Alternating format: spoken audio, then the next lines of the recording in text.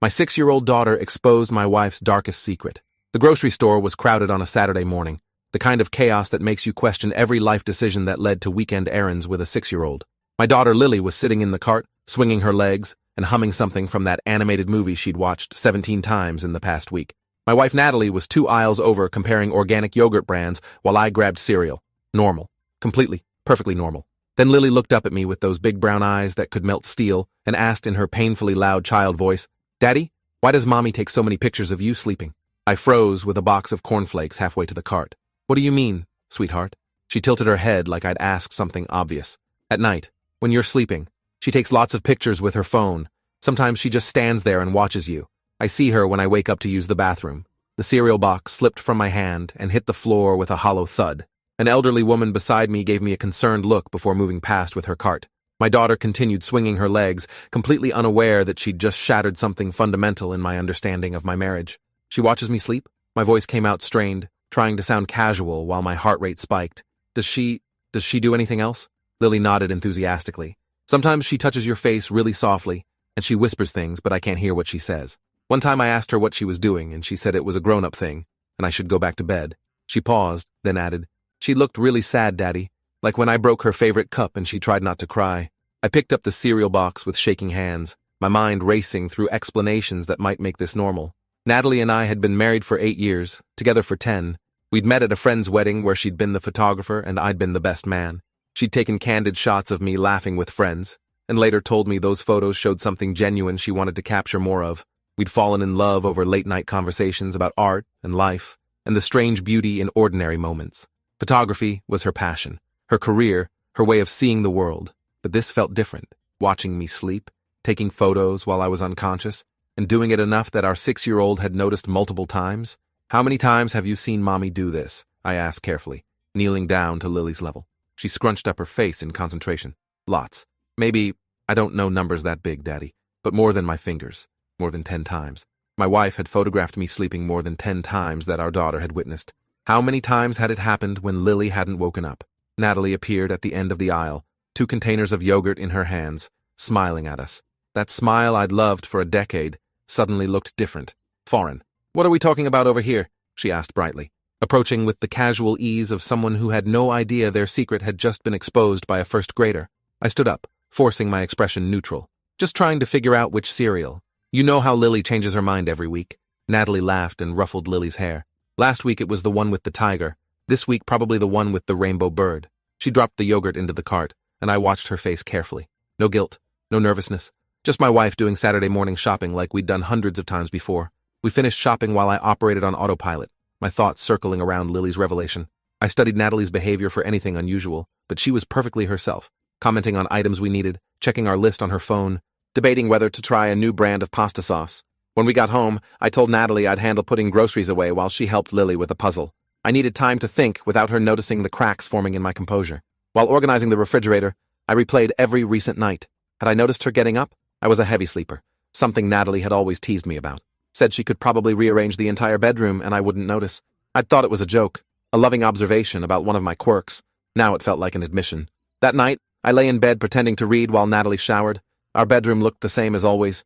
Queen bed with the navy comforter Natalie had picked out, 2 nightstands with matching lamps, her photography books stacked on her side, my technical manuals gathering dust on mine. The window overlooking our backyard, where Lily's swing set cast shadows in the moonlight. Everything familiar and suddenly suspicious. Natalie emerged from the bathroom in her sleep shirt, her dark hair damp and smelling like lavender shampoo. She climbed into bed beside me and kissed my shoulder. "You were quiet today. Everything okay?" Here was my chance to ask directly, to confront her about what Lily had said. But something stopped me. Maybe fear of what the answer would be. Maybe the desire to gather more information before showing my hand.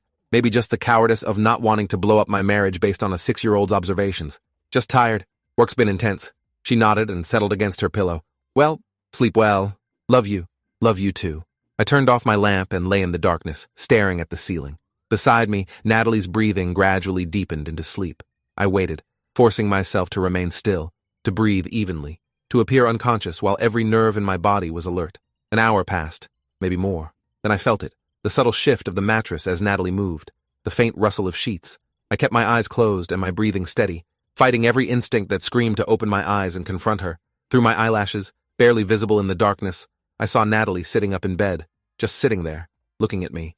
For minutes that felt like hours, she simply watched me. Then I heard the soft click of her phone being picked up from the nightstand.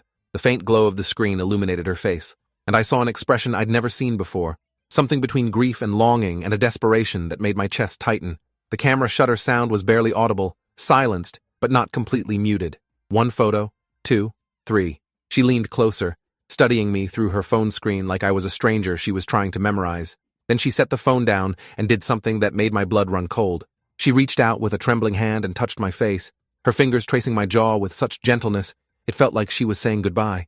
"I'm sorry," she whispered so quietly I barely heard it. "I'm so sorry. I just need to remember." Remember what? What was she apologizing for? She withdrew her hand and lay back down, but I could feel her tension. She wasn't sleeping. She was lying there in the darkness while I pretended to sleep, both of us performing unconsciousness for different reasons. I waited another hour before carefully, slowly, shifting positions like a natural movement during sleep. Natalie's breathing never changed rhythm. She was still awake too, pretending. The next morning I woke to find Natalie already up, making coffee in the kitchen. Lily was at the table with her coloring books, cheerfully creating what appeared to be a purple dinosaur. Everything looked aggressively normal. "Morning," Natalie said, handing me a mug without asking. She knew exactly how I took my coffee after a decade together. 2 sugars, a splash of cream. "Sleep well?" The casual question felt loaded with meaning. Did she know I'd been awake? Had I moved or breathed wrong? "Yeah, fine. You? Great." She kissed my cheek and returned to scrambling eggs. I sat down across from Lily, who looked up and smiled. "Daddy, can we go to the park today? Please, please, please." "Maybe later, sweetie. Daddy has some work to catch up on." Natalie glanced over her shoulder. "On a Sunday? I thought you finished that project." "New one came up Friday. Sorry. Boring adult stuff." She studied me for a moment, then nodded.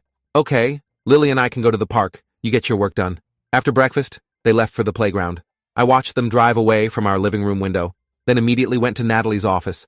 It felt like a violation of trust, going through her private space. But she'd been photographing me without consent for months, maybe longer. Whatever trust we'd built had already been damaged. Her office was organized chaos. Photography equipment lined the walls, 3 cameras on a shelf, external hard drives stacked beside her computer, the walls covered with prints of her work, landscapes, portraits, event photography from the weddings and corporate functions she shot professionally. Her computer was password protected. I tried our anniversary date. Wrong. Lily's birthday. Wrong. I stared at the login screen, thinking, then tried her mother's maiden name combined with my birth year. The desktop loaded. Folders filled the screen. Client work clearly labeled by date and event. But there was one folder with no label, just a blank icon sitting by itself in the corner. I double-clicked it. Inside were subfolders organized by date, going back 3 years. My hands hovered over the mouse. Part of me not wanting to know what I'd find, but I'd come this far. I opened the most recent folder. Photos of me sleeping. Dozens of them. High resolution, clearly shot on her professional camera, not just her phone. Different angles, different lighting. Some close-ups of my face, others showing me curled on my side. The timestamps showed they'd been taken over the past month, every few nights. I opened folders from earlier months. More photos. Hundreds of them. I scrolled back through the years and felt sick. This had been happening since Lily was 3 years old. 3 years of my wife secretly photographing me while I slept. But as I went further back, the photos changed. Mixed in with sleeping photos were candid shots of me going about daily life, reading on the couch, working at my desk, playing with Lily in the backyard. All taken without my knowledge, from angles that suggested she'd been hiding. One folder from 18 months ago contained something different.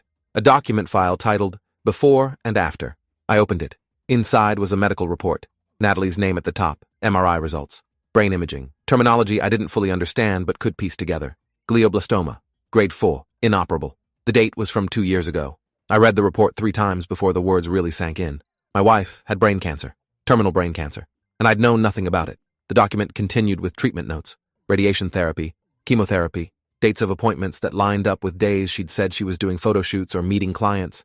She'd been going to oncology appointments while I'd believed she was working. A prognosis estimate, 12 to 18 months. That date was 24 months ago. She'd outlived her death sentence, but barely. I sat back in her chair, my mind reeling. The photos made sense now. She was documenting me because she was dying, creating a catalog of memories because her own memories would soon be gone. The watching, the touching, the whispered apologies. She was saying goodbye incrementally, night after night. My phone buzzed. Natalie texting from the park. Lily wants to know if you can come for lunch after you're done working. Her choice of restaurant, so brace yourself for chicken nuggets. I stared at the message. My dying wife, who'd kept her terminal diagnosis secret for 2 years, was asking about lunch plans. I typed back, Sure, text me when you're ready. Then I kept searching. More medical documents, treatment plans, consent forms for experimental therapies, bills that I'd never seen, paid from an account I didn't know existed. She'd kept her entire medical crisis hidden while maintaining the facade of normal life. Deeper in the files, I found something else. A video folder labeled for Lily. I clicked it. The preview showed Natalie sitting in this same office looking at the camera with red eyes and a trembling smile. I couldn't bring myself to play it. Not yet. Instead, I found another folder. For David, my name. I opened it. Inside were dozens of video files, dated across the past year. The most recent was from 3 days ago. I clicked it. Natalie appeared on screen, sitting in this chair, wearing the sweater I'd complimented her on that morning. Hi, David. It's October 9th, and I'm recording this because Dr. Reeves told me I need to start making arrangements. The seizures are getting worse, and the latest scan shows the tumor is growing despite treatment. She gives me maybe 3 more months. Her voice cracked. I keep trying to find the right time to tell you. Every morning I wake up and think today is the day I'll explain everything. But then I see you making breakfast or playing with Lily or just existing in our life together, and I can't do it. I can't watch that happiness disappear from your face. She wiped her eyes. So I take the photos instead. I watch you sleep and memorize everything about you because soon I won't be able to. The tumor affects memory and cognition. I'm already forgetting things. Small things for now, but it's getting worse. Last week I couldn't remember Lily's teacher's name. Yesterday I forgot where we keep the scissors. I need you to know that keeping this secret wasn't about not loving you. It was about loving you too much to burden you with watching me die slowly. You would have stopped working to take care of me. You would have sacrificed everything to make me comfortable. And I didn't want that. I wanted you to live normally for as long as possible. To have good memories that aren't tainted by hospitals and hospice and watching your wife deteriorate. She looked down at her hands. I know that's selfish. I know you deserve the truth. But I'm dying, David. I'm 34 years old and I'm dying. And I just wanted a little more time pretending everything was fine. Pretending we'd grow old together. Pretending I'd see Lily graduate high school. The video continued for another 5 minutes.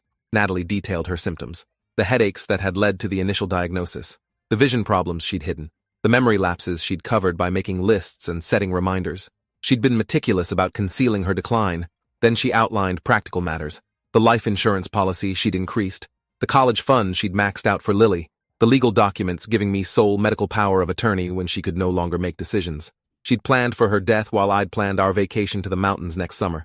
I recorded videos for Lily too, she said. Birthdays up to 18, graduation, wedding day, all the moments I won't be there for. I need you to give them to her at the right times, and please, please don't let her remember me as sick. Show her these videos and the photos where I'm healthy and happy. Let her remember me laughing, not dying. The video ended. I sat in silence, staring at the frozen frame of my wife's face. The woman I loved had been dying for 2 years and had carried that burden alone rather than share it with me. I didn't know whether to feel betrayed by the deception or heartbroken by the sacrifice. Both emotions warred in my chest until I couldn't separate them. My phone buzzed again. Lily is having a meltdown about leaving the park. We're going to be another 30 minutes. Sorry, I needed to leave this office. Needed to stop discovering secrets that were dismantling my understanding of my marriage. But I couldn't stop myself from opening the oldest folder in her collection. Photos from before the diagnosis. Normal family pictures, candid shots. Then I saw a subfolder labeled Before Symptoms. Inside were photos I'd never seen, Natalie and another man. Young, maybe early 20s. They were at what looked like a college party, her arm around his waist, his hand on her shoulder, both smiling at the camera. I scrolled through more photos. The same man appeared repeatedly, different locations, different outfits, but clearly a significant presence in her past. At the beach, at graduation, in an apartment I didn't recognize. Then I found a photo that made my stomach drop. Natalie in a wedding dress. Not our wedding. This dress was simpler, more casual. She was younger, maybe 23, standing beside the same man, now in a suit, both holding champagne glasses, both wearing wedding rings. I searched desperately for context, found a document buried in the same folder, a marriage certificate from 11 years ago. Natalie Reeves married to Oliver Strand. My wife had been married before. She'd never mentioned a previous marriage. In 10 years together, she'd never once indicated she'd been married to someone else. I went through photos with shaking hands, found more documents, a restraining order filed by Natalie against Oliver Strand, dated 8 years ago. The petition detailed domestic violence, multiple incidents, escalating severity, photos attached showing bruises, a black eye, a split lip. The final incident had sent her to the emergency room with a concussion and broken ribs. The restraining order had been granted, but there was more. A police report from 7 years ago. Oliver Strand arrested for violating the restraining order. He'd been found outside Natalie's apartment, the same apartment where we'd lived together when we first started dating. The arrest record showed he'd been carrying zip ties and duct tape. The intent was clear enough that he'd been charged with attempted kidnapping along with the restraining order violation.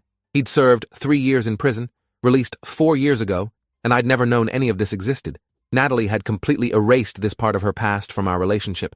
I heard the garage door opening. They were home early. I closed all the folders, shut down the computer, and left Natalie's office exactly as I'd found it. My mind was spinning with information I couldn't process. My wife was dying. She'd hidden it for 2 years. She'd been married before to an abusive man. She'd been stalked and nearly kidnapped, and I'd known none of it. Lily burst through the front door, carrying a pine cone she'd found at the park. "Daddy, look what I got. Can we paint it?" Natalie followed, her cheeks flushed from the cold, looking healthy and alive, looking nothing like someone with terminal brain cancer. I knelt down to examine Lily's pine cone and made appropriate appreciative noises while watching Natalie from the corner of my eye. She hung up her coat, kicked off her shoes, and started sorting through mail on the counter. Completely normal, completely concealing everything. "How was work?" she asked casually. "Productive." The lie came easily. We were both so good at lying now. "Good. Lily wants to paint pine cones. I'll set up the art supplies if you want to grab some newspaper for the table." We spent the afternoon in domestic tranquility, painting pine cones, making dinner, watching a movie while Lily fell asleep between us on the couch. I carried our daughter to bed and tucked her in while Natalie cleaned up the living room. Everything looked perfect from the outside. Happy family, loving marriage, beautiful life, all built on secrets and deception and the ticking clock of my wife's hidden terminal diagnosis. That night, I pretended to fall asleep quickly. I lay still and waited. This time I knew what I was waiting for. It didn't take long. Natalie got out of bed around midnight. I felt her weight shift, heard her soft footsteps moving around to my side. Through barely open eyes, I watched her kneel beside the bed, her face level with mine. She just looked at me for a long time. Her hand came up and traced my face again, that same gentle touch from the night before. "I'm sorry I'm leaving you," she whispered. "I'm sorry I'm taking the coward's way out by not telling you. I just can't bear to see you grieve while I'm still here. I can't watch you pretend to be strong for me when we both know how this ends." Her voice broke. 3 more months, the doctor says. Maybe less. The tumor's growing too fast now. Soon I won't remember your face or Lily's name, or why I fell in love with you in the first place. But right now, in this moment, I remember everything, and I need to hold on to that as long as I can. She stood up, and I heard her camera shutter click, multiple times, documenting me, documenting us, creating evidence that this marriage had existed before the cancer took her memories along with her life. After she returned to bed, I lay awake for hours, processing everything, the diagnosis, the secret marriage, the abuse she'd survived, the stalker she'd escaped, all of it pieces of a woman I thought I knew completely, but apparently barely knew at all. By morning, I'd made a decision. I went downstairs early and started coffee, then pulled out my laptop. I spent an hour researching Oliver Strand, found him easily on social media. He'd been released from prison 4 years ago, just as the records indicated. His profile showed he lived 2 towns over. He worked construction. No indication he was married or in a relationship. His recent posts were concerning. Vague references to unfinished business and people who need to be reminded of their place. He'd posted a photo 3 weeks ago with a location tag for a coffee shop in our neighborhood, the same coffee shop where Natalie met clients sometimes. I dug deeper, found a blog he maintained under a pseudonym, but linked enough through shared photos and details to confirm it was him. The blog was a disturbing chronicle of obsession, posts about his ex-wife who'd falsely accused him and ruined his life, plans for making things right once he'd gathered enough evidence. The most recent post from 5 days ago said simply, "Soon, very soon." I screenshot everything and saved it to a secure folder. Then I heard footsteps on the stairs. Natalie appeared in the kitchen, already dressed. "You're up early," she noted, reaching for the coffee I'd made. "Couldn't sleep, kept thinking about work stuff." She nodded absently, staring out the window at our backyard. "I need to run some errands today. Will you be around to watch Lily?" "Yeah, of course. Where are you going?" She hesitated. Just a fraction of a second, but I noticed. "Just some shopping. Maybe get my hair cut. Nothing exciting." Another lie. I wondered if she was really going to a doctor's appointment, continuing the treatment she'd been hiding, maintaining the facade that required her to sneak around her own life. "Take your time," I said. "Lily and I will be fine." After Natalie left, I sat Lily down at the kitchen table. She had her stuffed rabbit and a bowl of cereal, happily oblivious to the adult chaos swirling around her. "Lily, sweetheart, I need to ask you something important. About Mommy taking pictures at night." She looked up, milk on her upper lip. "Okay, Daddy. Has Mommy ever seemed sad or sick? Like maybe her head hurts or she forgets things?" Lily thought for a moment, her face scrunched in concentration. "Sometimes she sits down really fast and holds her head, and last week she called me Daisy at first. That's my friend from school. But then she remembered my name and said sorry." My chest tightened. The symptoms were worsening. Natalie was losing time, forgetting names, having episodes that even our 6-year-old was noticing. "Has Mommy ever talked about someone named Oliver?" Lily shook her head. "No. Who's Oliver? Just someone from a long time ago. It's okay. You can go watch cartoons." She scampered off, leaving me alone with my thoughts and fears. I spent the next hour going through financial records, found the separate account Natalie had mentioned in her video. She'd been funneling money into it for years. Life insurance policies, college savings, emergency funds. She'd been planning for her absence methodically. But I also found something else. Payments to a private investigator. Regular monthly payments for the past 6 months. I called the number listed on the transaction. A gruff voice answered, "Branson Investigations. Hi, my name is David Reeves. My wife Natalie has been using your services. I need information about the case." Silence. Then, "I'm going to need verification. What's your wife's date of birth?" I provided it along with other identifying information. The investigator, who identified himself as Raymond Branson, finally spoke. "Your wife hired me to track Oliver Strand's movements. She was concerned he'd found out where she lives. Wanted to know if he was a threat to her family. And he's definitely watching your house. I've documented him driving past at least a dozen times in the past month. Sitting in his car down the street, following your wife to the grocery store, the pharmacy, the hospital." My blood went cold. "Why didn't you tell her to call the police?" I told her exactly that. She said she'd handle it. Said she had her own timeline for dealing with him. Her own timeline. Because she was dying and wanted to protect us before she couldn't anymore. "Is he dangerous?" I asked, though I already knew the answer. "He's violated one restraining order already, spent 3 years in prison for it, and based on his behavior patterns, he's escalating. Whatever he's planning, it's going to happen soon. Your wife knows this. That's why she increased my monitoring 2 weeks ago." I thanked Branson and hung up. Then I called the police non-emergency line. I explained about the restraining order, the stalking, the evidence the private investigator had gathered. The officer who took my report was sympathetic, but not encouraging. "The restraining order expired 6 years ago. We can't enforce it now, and watching someone from a public street isn't illegal. We can increase patrols in your neighborhood, but unless he makes direct threats or contact, there's not much we can do." I hung up feeling helpless. My wife was dying. Her abusive ex-husband was stalking our family, and the legal system offered no protection. Natalie came home 3 hours later, looking exhausted. She went straight to the couch and lay down with a cold compress over her eyes. "Headache?" I asked, sitting beside her. "Yeah, they're getting worse." She said it without thinking, then froze. Realized she'd admitted to something she'd been hiding. "Worse than what?" I pressed gently. She moved the compress and looked at me. For a moment, I thought she might tell me everything. The cancer, the prognosis, the time running out. But she just said, "Worse than usual migraines. I should probably see my doctor. Maybe you should." We sat in silence. Lily was in her room playing. The house was quiet except for the furnace running and the tick of the kitchen clock. Finally, I said, "Natalie, if something was wrong, you'd tell me, right? If you needed help or were in trouble." Her eyes filled with tears. "David, because I love you. Whatever it is, we can handle it together." She sat up and wrapped her arms around me, burying her face in my shoulder.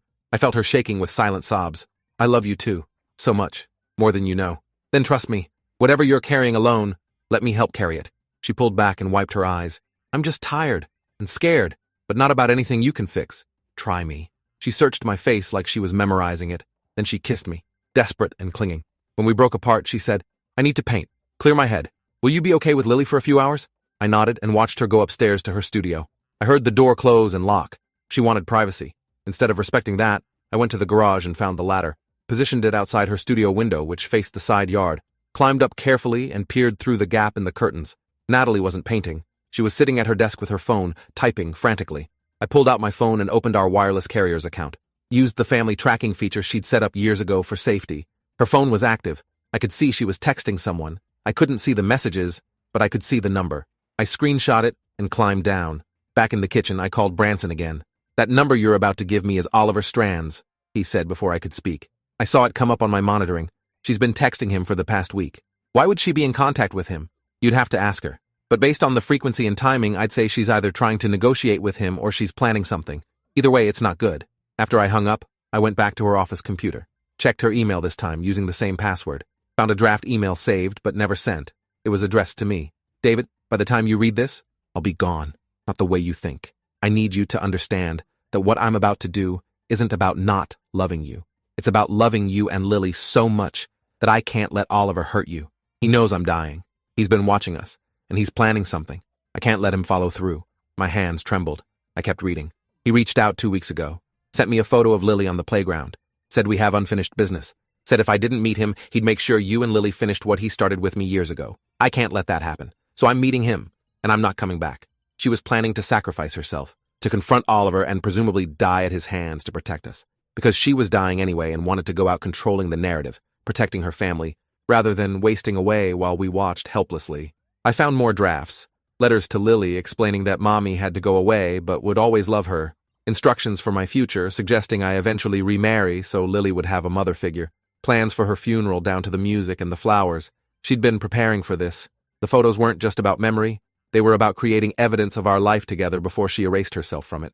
I heard her studio door open, quickly closed the browser, and got back to the kitchen before she came downstairs. She looked calmer, which made me more anxious, like she'd made peace with whatever decision she'd committed to. Feel better? I asked, keeping my voice neutral. Yeah, painting helps. She smiled, but it didn't reach her eyes. Listen, I have a work thing on Friday night. A potential client wants to meet about their daughter's wedding. Would you mind if I took the meeting? I know it's date night, but it's fine. We can reschedule. She kissed my cheek. You're the best. I promise I'll make it up to you. Friday, 3 days away. I'd bet everything I had that she wasn't meeting a client. She was meeting Oliver, and she was planning not to come home. I waited until she went to pick up Lily from a playdate. Then I called Branson. I need you to follow Natalie on Friday night, full surveillance, and I want to know exactly where she goes. You got it, but I should tell you, I've been tracking Oliver's movements too. He's been quiet lately. Too quiet. That usually means he's planning something, I finished. Yeah, be careful. I spent the next 3 days watching my wife prepare to die. She took Lily to her favorite places, the aquarium, the children's museum, the ice cream shop where they always got matching sundaes. She documented everything with photos, but now I understood why. She was creating final memories, making sure Lily had recent, happy images of them together before she disappeared from her daughter's life. She also had several long phone calls with her mother, her best friend, people she'd distanced herself from over the past year. I eavesdropped on one call with her friend Diana. I just wanted to say thank you for everything, Natalie said, for being there through all the hard times, for helping me find myself again after Oliver, for being the best friend anyone could ask for. Diana's voice came through faintly. I heard concern, questions about why this sounded like goodbye. I'm just feeling sentimental, Natalie deflected. You know how I get, but seriously, you've meant the world to me. After she hung up, she sat at the kitchen table and cried. I came in and held her, not saying anything. What could I say that wouldn't expose what I knew? Friday arrived with gray skies and cold rain. Natalie spent extra time with Lily that morning, reading books, playing dress-up, making pancakes shaped like butterflies. When Lily spilled syrup on her shirt, Natalie just laughed and helped her change, no frustration at the mess. She was savoring every moment. Daddy and I are going to have a special night tonight, Natalie told Lily. But tomorrow we'll do something extra fun, okay? Whatever you want. Can we go to the trampoline place? Lily asked excitedly. Natalie's face crumpled for just a second before she forced a smile. Absolutely. Trampoline place it is. She wouldn't be here tomorrow. She knew it. I knew it. Lily was oblivious.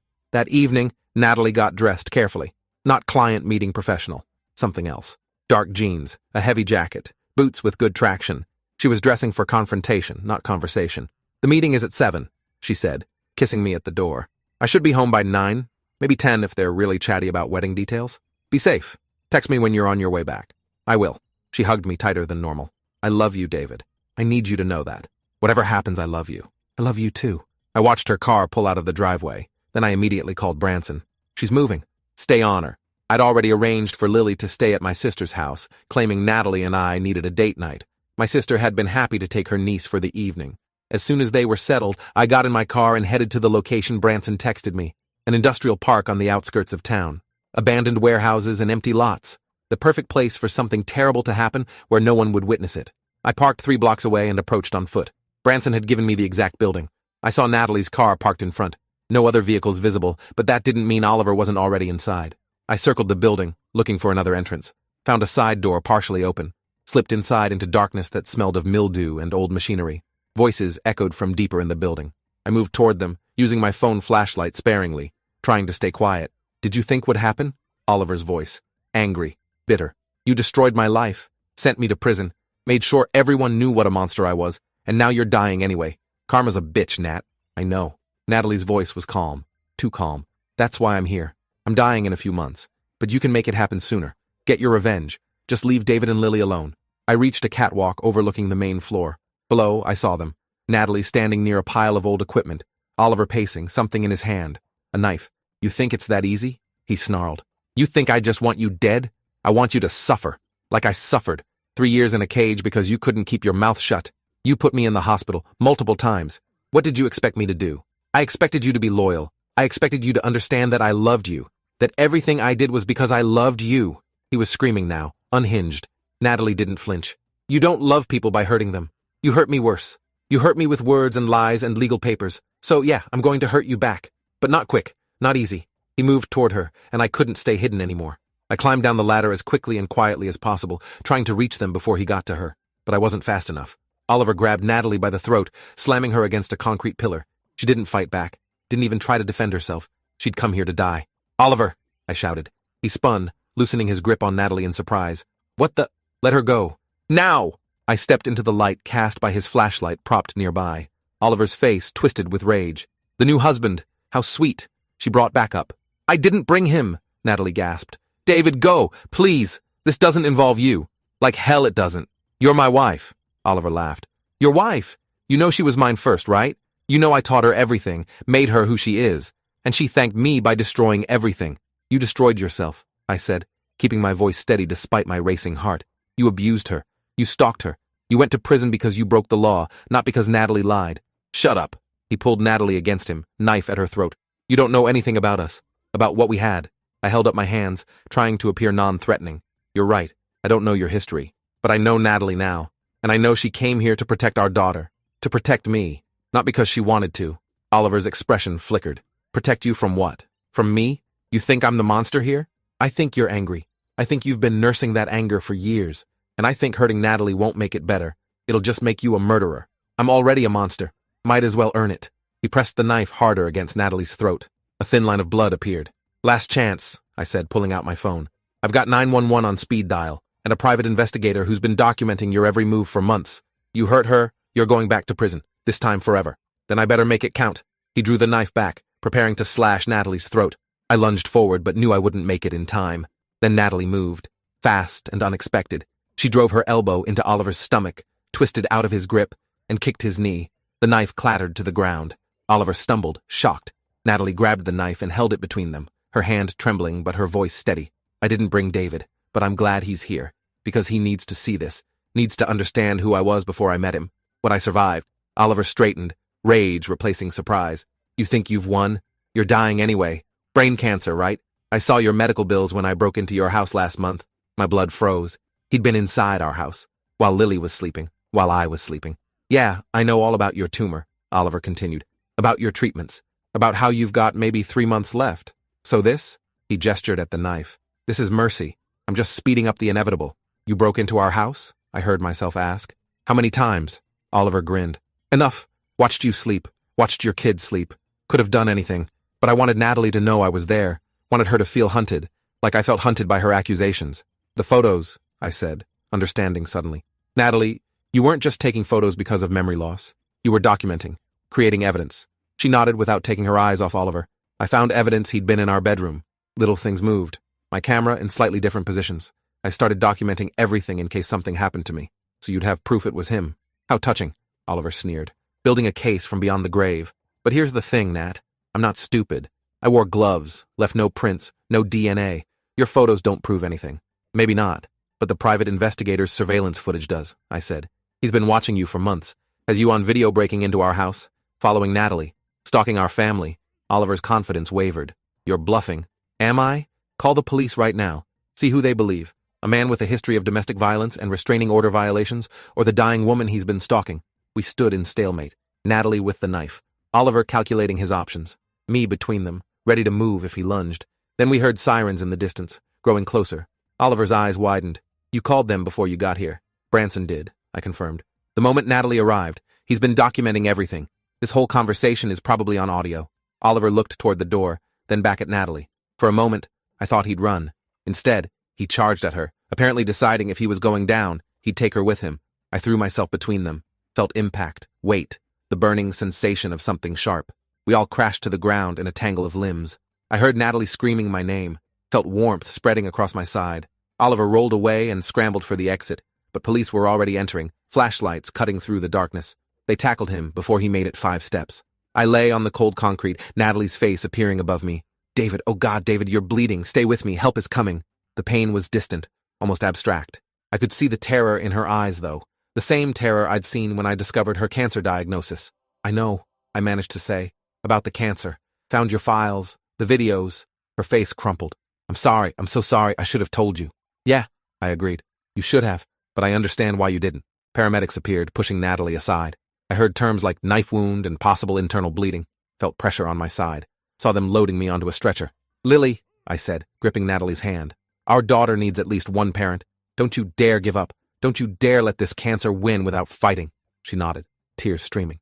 I promise. I'll fight. For her. For us. They loaded me into the ambulance. The last thing I saw before the doors closed was Natalie standing in the rain, looking more alive than she had in months. I woke up in a hospital room to the sound of machines beeping. My side was bandaged and throbbing. Natalie was asleep in the chair beside my bed, holding my hand. She looked exhausted. When I shifted, she woke immediately. You're awake. Thank God. How long? 18 hours. You had surgery. The knife missed anything vital, but you lost a lot of blood. They said you'll be fine. Full recovery expected. And Oliver? In custody. Multiple charges. Breaking and entering, stalking, attempted murder. His parole officer says with his record he's looking at decades. I processed this while staring at her face. She looked different, more open, like a weight had been lifted. The cancer, I said. Tell me everything. No more secrets. She took a breath and told me. Diagnosed 2 years ago. Inoperable. Treatment that bought time but wouldn't cure her. Decline that was accelerating. She had maybe 6 weeks left, not the 3 months her earlier prognosis suggested. I'm scared, she admitted. Terrified of forgetting you and Lily. Terrified of the pain. Terrified of leaving her without a mother. She'll have me. And she'll have your videos, your photos, all the love you documented. It's not enough. I wanted to see her grow up. Wanted to grow old with you. This isn't fair. No, it's not. I squeezed her hand. But hiding it didn't make it less unfair. It just made you carry it alone. I didn't want to burden you. Natalie, marriage means carrying burdens together. You robbed me of the chance to be there for you, to support you, to make memories knowing they were precious, because they were limited. She cried then. Really cried. Not the quiet tears she'd been hiding for 2 years, but deep sobs that shook her whole body. I held her as best I could with tubes attached and pain medication making me fuzzy. A nurse came in to check my vitals, saw us both crying, and quietly left. When Natalie finally calmed, she said, I need to tell Lily. She deserves to know. Not all the details, but the truth. We'll tell her together, I said. When I'm out of here. As a family. She nodded. What about the photos? Now that you know, keep taking them. I'll pose willingly now. And I want photos of you too. Lots of them. So Lily can remember her mother. We spent the next week preparing. I recovered from the knife wound. Natalie started making arrangements with hospice. We sat Lily down and explained, in 6-year-old terms, that Mommy was very sick and wouldn't get better. That she would go to heaven soon but would always love Lily. Lily processed it better than we expected. Asked questions, cried, but ultimately accepted it with the strange resilience children have. Will you go to heaven too, Daddy? She asked. Not for a very long time. I'm going to stay here and take care of you. And we'll look at Mommy's pictures? All the time. Whenever you want. Natalie's decline was rapid. Within 3 weeks, she was using a wheelchair. Within 4, she needed full-time care. We converted our bedroom into hospice space. Lily came in regularly to sit with her mother, showing her drawings, reading books aloud, just being present. The memory loss Natalie had feared accelerated. Some days she knew us clearly. Other days she was confused, calling me by her father's name or asking where her childhood dog was. But she always recognized Lily, even at the end. That was the gift we focused on. 2 months after my stabbing, Natalie passed away in our home. Lily and I were both there, holding her hands.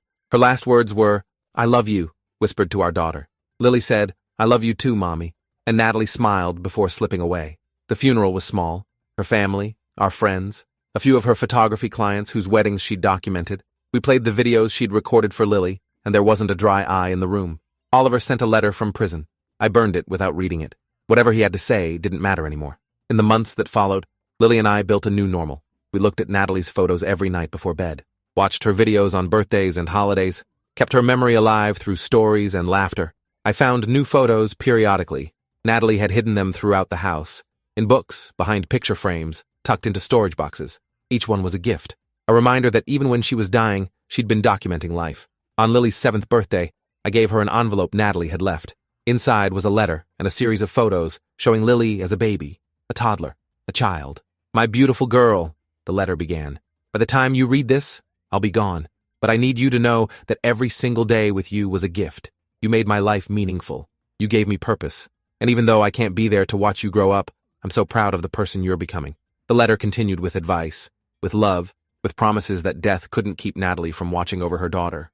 Lily read it 3 times, then carefully folded it and put it in her special box where she kept treasures. Daddy? She said that night as I tucked her in. Yes, sweetie. I'm sad Mommy's gone, but I'm glad she left us so many pictures. It's like she knew we'd need them. She did know, and she loved us enough to make sure we'd remember. I'll never forget, Lily said fiercely. Even when I'm old like Grammy, I'll remember. I kissed her forehead. Good, because she'll never forget you either. Not really. Love doesn't end when someone dies. Years later, when Lily graduated high school, I played her the video Natalie had recorded for that exact day. My daughter, now 18, watched her mother speak to her from beyond death, offering pride, wisdom, encouragement. When it ended, Lily looked at me with tears streaming. She really thought of everything, didn't she? She loved you that much. Lily wiped her eyes and smiled. I know, and I love her too. Always will. The photos Natalie took of me sleeping still exist. Hundreds of them, spanning years. They're not creepy anymore. They're evidence of love, of someone trying desperately to hold on to life while it slipped away. And every time I look at them, I'm reminded that the darkest secrets sometimes hide the brightest love. That deception isn't always malicious, and that the photos we take matter less than the memories we create while taking them. Natalie is gone, but she's everywhere in our home. In Lily's smile, in my memories, in the thousands of photos documenting a life lived fully despite its tragic brevity. That's her legacy. Not the cancer that killed her or the secrets she kept, but the love she left behind, carefully documented, impossible to forget. Thanks for watching till the end. Make sure to subscribe and like to not miss the next story.